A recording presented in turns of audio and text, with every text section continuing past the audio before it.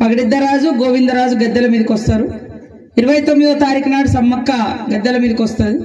30వ తారీఖు నాడు అందరు దేవుళ్ళు గద్దెల మీద ఉంటారు కాబట్టి మొక్కు చెల్లిస్తాం.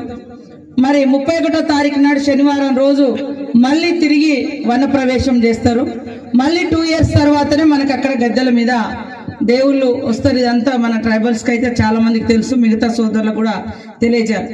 ఏ సంవత్సరంలో ఏ నెలలైనా రాని మనకు 4 రోజులే జాతర. 4 రోజులలో బుధవారం, బేస్తవారం, శుక్రవారం, శనివారం. ఈ శనివారం ఈ 4 రోజులు మొత్తం దేవుళ్ళందరూ గద్దెల మీద ఉంటారు.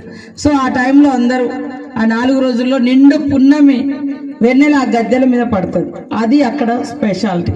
ఆ నిండు పున్నమిని చూసుకొని మేము వారాలు డిసైడ్ చేస్తాం.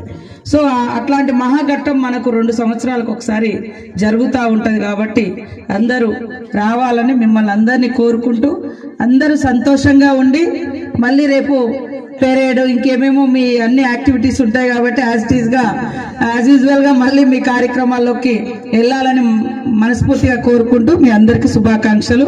Advance happy Sankranti.